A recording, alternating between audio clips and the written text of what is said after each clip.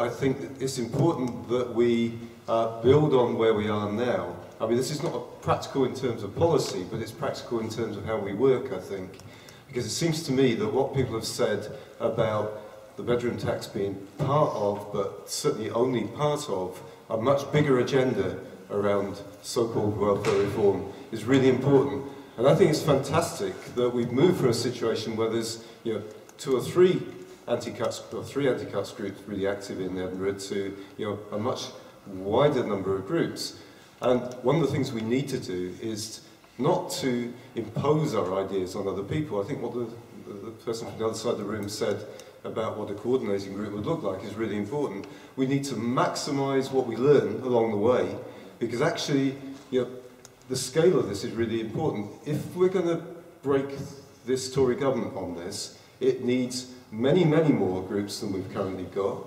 And, you know, and what that will mean along the way is that councillors, whether they're Labour, Green, SNP or so on, won't be able to move because people in the locality are actually always at them, always saying, you know, can't do that, that's not good enough, you said you'd do so and so. That's all really important, but we need to bring all that together and make sure that we learn from what everybody's doing, because, you know, for all the people in this room, there'll be people out there that will come into this campaign with all kinds of ideas, and there's got to be space for it to grow in size and in its focus and concentration on actually getting this broken, really. That's my view of this. But that's probably not what Fiona was going to say, so I'm happy. What I was just going to say is we have kind of already taken some decisions in our local group, and one of them, I think, is to continue the dialogue with the council. We do have that open now. I should say that, you know, our dialogue with the council is not just about there being no evictions. We made it clear when we made a deputation there should be no evictions, but they should now be looking at writing off the debt. So, you know, we're with you on this one. It's not, you know, we're not kind of colluding with the enemy as such. But what we do think it's important to open up the discussion, and I don't quite know how you do that with the housing associations now, no evictions. So if we do reprint this leaflet, which we're going to do with Unite, it will be available for distribution on May Day. So will people help us distribute on that on May Day? Because I think what's important about this leaflet is there are a lot of people who don't even know what the bedroom tax is. I mean, we should not kind of assume that everyone knows what it is and that everyone is opposed to it. So we do need to just get public information out, and that was kind of one of the purposes of this leaflet. So that's what we were going to do. And I had a 4th thing. At our next meeting, Des Lockney, who is the chair of the Trades Council, I said already, and also a Unite voluntary sector person, is going to come to talk to us about the council motion, because he's been involved at all the different stages of it and will continue to be involved as it develops. I mean, we won't be in that part of the dialogue. So if people want to come to our next meeting, which will be on the first Tuesday, 6:30 at Northfield Community Centre, to just get a little bit more background and more information on what's happening in the council, they're more than welcome to do that. And the last thing that I think we will continue to do is both to work with the Unite branches, but we also have quite a good relationship with the PCS in the area, which we developed over a dispute they had over, well, loads of people had about their pensions. So we will continue to have that, you know, continue to forward information to them, and I would really recommend to people, if their group is in an area with a large workplace, to go and talk to the shop stewards and ask them if there is sort of things that they can come together mutually on, because I think if we could have a joint meeting with them about the bedroom tax and what's happening in the PCS, that would be great, and that might be something we'll do in the future. But anyway, that is practical things that we're doing. Okay, thanks. So there is a demonstration, right? There is a conference, right? And there is the question of how we would organise ourselves. Could I just deal with the organising ourselves, right? First bit, do we feel that we've got enough feeling or a consensus that we would look at the possibility of creating that group-based coordinating group, that would be 2 initially from each group, and that 1 person from a potential group that's going to do it, and obviously that'll be borne out, because if they want 2, they'll have to create something that's real, right? Groups should be semi-autonomous, because there should be some flexibility in the structure, so that new ideas can come forward, new forms of direct action can Can be I just proposed. say the young sister there said a perfect situation. The situation was that the group will have autonomy on their delegates. The people they send along will be the people who represent that group and that view, and therefore they will then add to the mix, right? And therefore they will be recallable. If they're crap, then they'll be lobbed, right? It's a flexible approach, and it's a bottom-up approach to a coordinating committee. The voting will be done in your local group over whatever, and if you come up with a brilliant idea, share it. And let's get it out on the web, let's get it out on newsletters and whatever, anti-cuts newsletters and stuff like that. We're learning how to coordinate. Would we feel happy that we can move from this part of the agenda with that consensus, that agreement, that would be how it was done? So yes. Each group at the next organised meeting will decide who the two people are for each group. And the other groups, of course, like private tenants, other groups like that can send people along. There is no exclusion, right, for groups who are genuinely wanting to resist and fight back. I basically agree with what's being proposed, but I think we've got to recognise we're at an early stage and the situation on the ground in the communities is still very fluid. So I would propose that these are open meetings that anybody that's interested can come to, whether or not they're already in a group or whether or not they're a delegate. And also I think to maximise participation, it would be better to have 3 or 4 delegates from each group, because that way new people to the group can be encouraged to come along as a delegate rather than it just being the usual suspects like me and Willie and Matt and all the rest of us. So I agree with the basic import of what Willie's saying, but I'd put down it should be an open meeting and there should be either 3 or 4 delegates from each group. Okay, that's a concrete proposal. I'm proposing that initially we talk about 2 from each group and for 1 person from a East Lothian type groups till they get up and running. What Mike's talked about is a much more open structure which will come up to a crunch. What happens in the voting sense, right? If we bring 15 people from North Edinburgh on the one meeting. Only the delegates vote. Yes, right, good, that's it clear. So it's open, but only the delegates vote. That would be the proposal you're making. But the May Day March, and maybe you could just say a wee bit about the May Day March this year. We've got Mike Daly for the Glasgow Law Centre speaking, and Susan Archibald, so a lot of what they've got to say on the day will be concerned with the bedroom tax. It is on Saturday the 4th of May, and all the details are there on the assembly points and the march to the Pleasance, where there'll be a rally with speakers and workshops as well. And again, any other groups, I mean, there's been several groups had been going to have things on Saturday the 4th, so we made the point of letting them know that the May Day was on and inviting them to join with us for that. So hopefully that group will do that and participate in our march and rally. But I don't know if anybody's got any specific questions about the May Day, but... The May Day event is seen as a partial follow-up to the organisation of this, in that there's feedback given at that event on how we've progressed the organisation of this structure.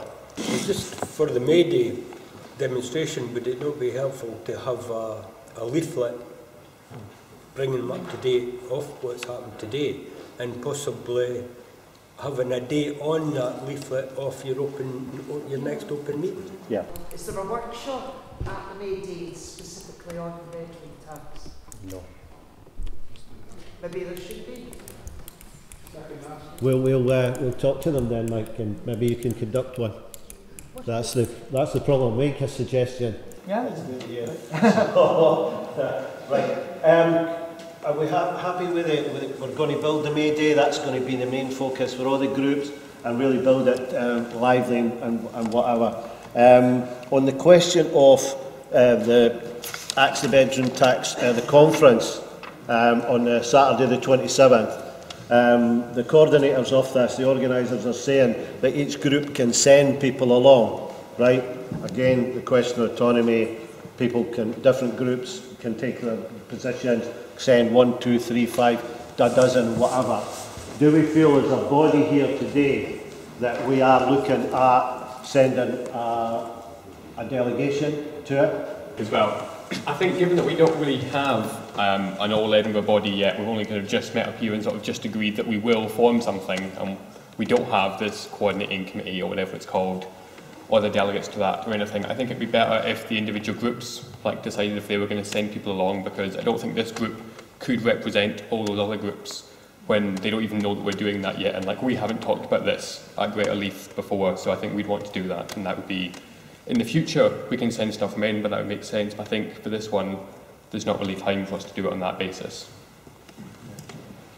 And on the 27th of April, beg your pardon, and on May Day, could we have petitions, and because next year with the e-petition already going around, asking for the resignation of the two idiots in power, such as Cameron and Osborne, to have our own petitions going as well in support of that. The biggest petition asking for their resignation are from HM government, and I've already gathered more than 32,000 signatures. So if we could have something like that, right? And then the petitions as well for the housing associations to ask for the bedroom tax and no eviction as well too, alongside with the banners and placards and everything else. Okay. I think in terms of the organisation, I think one of the things, and that's beginning to happen, is that we need to move out from the anti-cuts groups onto the estates and set up groups there. And I know obviously there has been ones such as that Craig Miller and others, so I think that's one direction that's going to be vital in terms of the fight. But I think the other element is the national element, because as Willie said, certain things can only be made at a national level, such as housing associations. I don't know why we're not talking about a national demo against the bedroom tax, but that's something that, should be coordinated at a national level, as well as sharing experiences from across Scotland and about what's worked and what hasn't. One crucial other aspect is obviously that SNP councils are making some opposition to the bedroom tax, but as a government they could stop it completely. So I think the national element is important, and I think that's why I think the anti-bedroom tax meeting is important. I think we should go back to our groups and send delegates from that if we have time, but it is only next week, and I would hate not to be represented on there. So I think maybe we could send some people from this body, as well as sending them from the local groups, to sort of make sure that Edinburgh is represented as part of that discussion. Thursday we have a meeting in Muirhouse. The following week we have a meeting in Pilton, and the following week we have a meeting in Royston to create 3 local anti-bedroom tax. And that doesn't dissolve and get rid of North Edinburgh Fights Back, which has been doing a number of things, anti-poverty conferences and initiatives and stuff like that. So it's not to replace, right, but to enhance. The other thing that it's doing is that in the centre of, and certainly in Pilton, is the tenants associations, the existing tenants associations, who are now finding that there's a lot more people coming through the door that want to do something, which then can be members of the tenants associations. So we leave, in a sense, permanent organisations. We want to build local bodies that strengthen for the fight ahead, because this is just one of the bloody fights, isn't it? So, with that said, do we feel that there is anything else on the agenda that we need to worry about? There was no decision made on whether or not we're going to just send people from groups. Okay. And also I have absolutely no idea what we're doing with the structure. There was the discussion of having 2 delegates, and then there was a discussion of 4, and then we just kind of moved on. Right. So I don't feel like that's clear. What I would propose is that each group sends 2 delegates, people who represent their group, right? If you're forming a group, right, come along yourself, okay? It will be an open meeting, so people can come along if they wish to contribute. The voting would be done on the basis of the recognised delegates, who can be changed. All right? Does that sit? Yeah, no, that's right. I just didn't know that we'd voted on that or had any decision. Let's have a vote on that then. All those in favour of that structure, please show. Okay. democracy. Sorry, can we just go back to the conference as well? I think we should send groups from local, that should be the main body, people, the main democratic structure is the local groups deciding who to send to say Scotland, but I would think that it would be a good idea as well to send people just from this meeting as well, just to make sure that we're represented, because otherwise we can move on and then find that there's no one from the Lothians.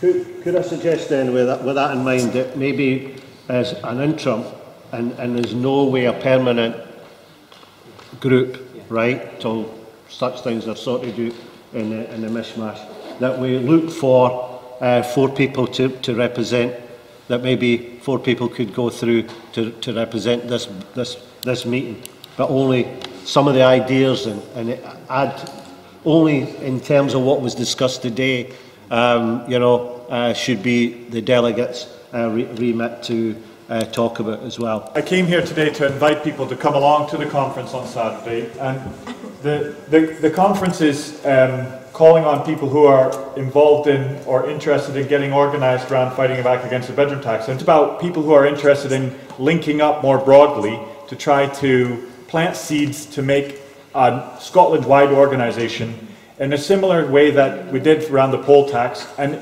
essentially building up strength and the geography to be able to say Scotland is a no eviction zone for the bedroom tax, and Scotland is a place where the Tories cannot collect the bedroom tax, and then that gives confidence to the people down south, and when we manage that, that's how we beat it. So I want to invite everybody to come along. Particularly in the light of what Josh has just said from the organising committee for next weekend's meeting, I do feel it would be the best thing we could do to go away from this meeting to do would be to maximise the representation from the local groups.